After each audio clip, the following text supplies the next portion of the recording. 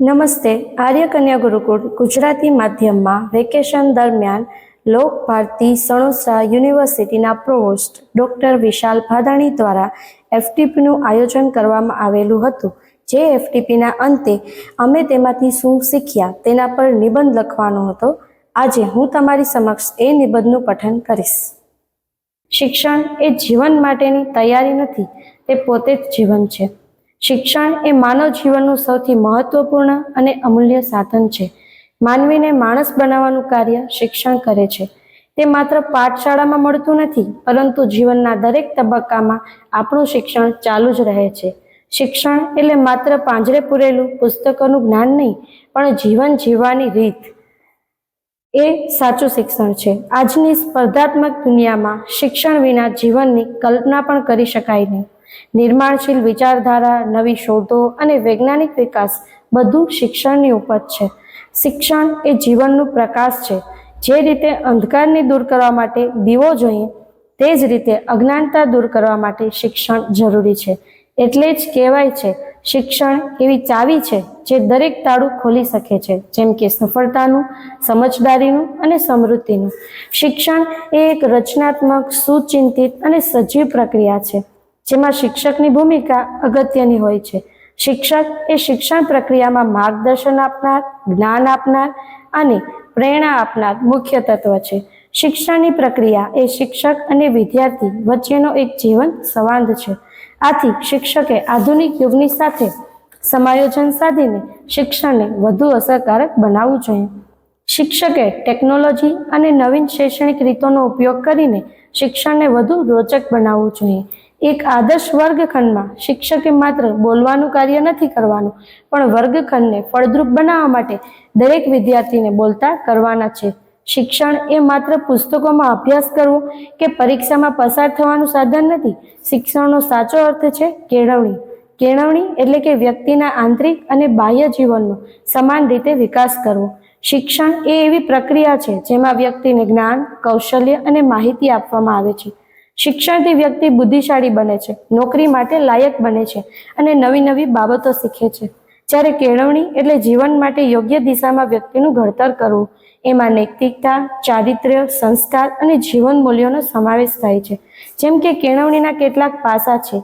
એક છે રોજગાર માટે અને બીજું જીવન માટે. હવે આપણે નક્કી કરવાનું રહ્યું કે આપણે કેળવણીના કયા પાસા પર કામ કરી રહ્યા છીએ. આપણે જે શિક્ષણનું કામ કરી રહ્યા છીએ એમાં શું ચેતના સમાયેલી છે? શું આપણું શિક્ષણ વિદ્યાર્થીના જીવન સાથે સંકળાયેલ છે? હવે આપણે એ જાણવાનું છે કે આપણે વિદ્યાલયને માત્ર વિદ્યાલય બનાવવાનું છે કે ચેતનાલય. કારણ કે વિદ્યાલયમાં બાળકને બધું તૈયાર મળે છે, જ્યારે ચેતનાલયની એક વિશેષતા છે કે વિદ્યાર્થીને કાંઈ જોઈતું હોય તો તેણે ખુદ સ્વ પ્રયત્નો કરવા પડશે અને ઉત્સાહથી કંઈક નવું શીખવા માટે તે જાતે જ પ્રેરિત થશે. તેને બાહ્ય સ્ત્રોતો પર નિર્ભર નહીં રહેવું પડે. આથી જ વિદ્યાર્થીઓને એવું કાર્ય સોંપવું કે જેમાં તેણે વિચારવું પડે, શ્રમ કરવો પડે. આ માટે આપણે આ 3 ડોટ્સને જોડવાના છે. પહેલું છે પ્રકૃતિ, બીજું છે સમાજ અને ત્રીજું વ્યક્તિ. આ ત્રણેયનું સુમેળભર્યું જોડાણ કરવાનું છે. એક શિક્ષકે વિદ્યાર્થીને એ રીતે શીખવવું જોઈએ કે તે જાતે જ ઉકેલ શોધવા માટે પ્રોત્સાહિત થાય. તે પોતાના કમ્ફર્ટ ઝોનથી બહાર નીકળીને બહારની દુનિયા એટલે કે પ્રકૃતિ અને સમાજ પાસેથી પોતાનો ઉકેલ શોધે. કેમ કે માનવ જીવન એ માત્ર વ્યક્તિગત નહીં, પરંતુ સામૂહિક, પ્રકૃતિ સાથે સંકળાયેલ અને સામાજિક સંબંધોથી ભરપૂર એક વિશિષ્ટ વ્યવસ્થા છે. આમ પ્રકૃતિ, સમાજ અને વ્યક્તિ આ 3 તત્વો પરસ્પર જોડાયેલા છે. અને આ માટે સૌપ્રથમ આવશે સમર્પણ. આપણી અંદર સમર્પણની ભાવના હોવી જોઈએ અને સમર્પણની પૂર્વ શરત છે પ્રેમ. આપણે આપણા વિદ્યાર્થીના સખત અને કઠોર શિક્ષક નથી બનવાનું, પણ આપણે તેના માર્ગદર્શક, મદદનીશ અને એક ભરોસાપાત્ર મિત્ર બનવાનું છે. આપણે આપણું વર્તન રોજ માટે સરખું નથી રાખવાનું, આપણે રોજ બદલતું રહેવાનું છે. આપણું વર્તન વૈવિધ્યથી ભરપૂર હોવું જોઈએ, જેથી કરીને વિદ્યાર્થીઓ આપણા વર્તનથી રોજ કંઈક નવું શીખે. આ માટે આપણે વિદ્યાર્થીઓ સાથે ભાવનાત્મક રીતે જોડાવાનું છે. આપણે ત્યાં એક કહેવત છે કે કંઠસ્થ કરેલું લાંબા સમય સુધી યાદ રહેતું નથી, પરંતુ જાતે શીખેલું, અનુભવેલું અને જોયેલું આખી જિંદગી યાદ રહી જાય છે. આથી આપણે આપણા અભ્યાસક્રમને વિદ્યાર્થીના ભાવનાત્મક જીવન સાથે જોડવાનું છે. દરેક અભ્યાસક્રમને લગતા તેના જીવનના પ્રસંગોને વાગડવાના છે અને તે જ પ્રસંગોને અભ્યાસક્રમ સાથે જોડવાના છે. ત્યારે જ ખરા અર્થમાં જોડાણ થયું ગણાશે. આ માટે આપણે શિક્ષકની ભૂમિકામાંથી થોડું ઉપર ઉઠીને વિદ્યાર્થીનું સહપાઠી, માર્ગદર્શક અને મિત્ર બનવાનું છે. આપણે તેઓને એ રીતે સમજાવવાનું છે કે જેમાં એને પરિણામ કરતા પ્રક્રિયાનો જ આનંદ આવે. એટલે જ તો કહેવાય છે, સફર ખૂબસૂરત હૈ મંઝિલ સે ભી. આ માટે આપણે હજુ ખૂબ મહેનત કરવાની જરૂર છે. આપણે બધા જાણીએ છીએ કે પ્રાચીન યુગથી લઈને આજ સુધી લગભગ બધી જ વસ્તુઓમાં ફેરફાર જોવા મળે છે, પરંતુ વર્ગખંડની બેઠક વ્યવસ્થામાં કશો ફેરફાર થયો નથી. આવું કેમ? એટલે એક શિક્ષક તરીકે મને કેટલીક બાબતો આકર્ષક લાગી છે જે હું અપનાવીશ. જેમ કે કોઈ એવો મુદ્દો છે જે મારે મારા વિદ્યાર્થીઓને મેદાનમાં ચાલતા ચાલતા સમજાવવો છે તો હું એ જરૂર કરીશ. બીજો પોઈન્ટ એ કે મારા વિદ્યાર્થીઓ હોસ્ટેલમાં રહીને અભ્યાસક્રમ કરે છે તો ઘણીવાર એવું બને કે આખા દિવસની ચિંતા, હતાશા તેઓ કદાચ કોઈને કહી શકે નહીં. તો હું તેઓને એક સલાહ આપીશ કે આખા દિવસ દરમિયાન જે વસ્તુ કે બાબતથી તેઓને ચિંતા થતી હોય કે દુઃખ થતું હોય તેવી બાબતોને એક કાગળ પર સ્પષ્ટ અક્ષરે લખે અને રાતના સમયે આગમાં તે લખેલા કાગળને બાળી નાખે. આ રીતે બધું ભૂલી જવાનું અને આ રીતે બધાએ પોતપોતાની ચિંતાને બાળી નાખવાની છે. આમ આપણે જે કાંઈ વિચારીએ તેને સાકાર કરવા માટે આપણે સંગઠન બળ વધારવાની જરૂર પડે છે. કારણ કે સંગઠન એ કોઈ પણ કાર્યને સફળ બનાવવા માટેની આધારશિલા છે.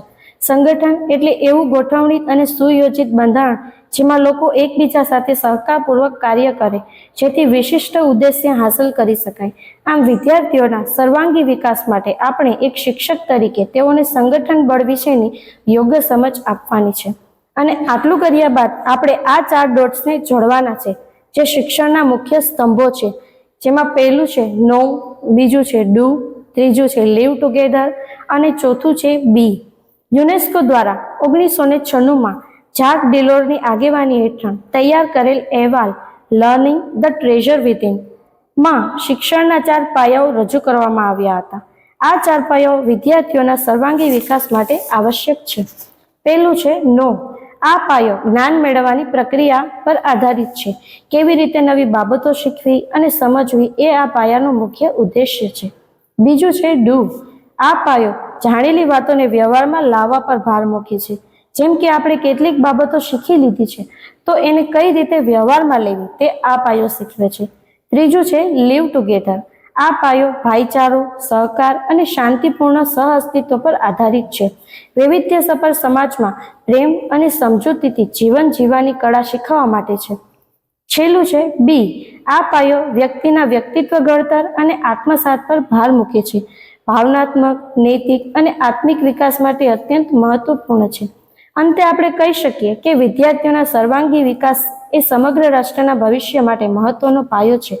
અને આ રીતે એક શિક્ષક તરીકે હું મારા કાર્યને એ દિશા તરફ લઈ જઈશ કે જ્યાં આ 4 ડોટ્સનું જોડાણ થાય અને વિદ્યાર્થીઓના અભ્યાસક્રમમાં આ 4 ડોટ્સનો સમાવેશ થાય જેથી કરીને વિદ્યાર્થીઓનો સર્વાંગી વિકાસ થાય. Thank you.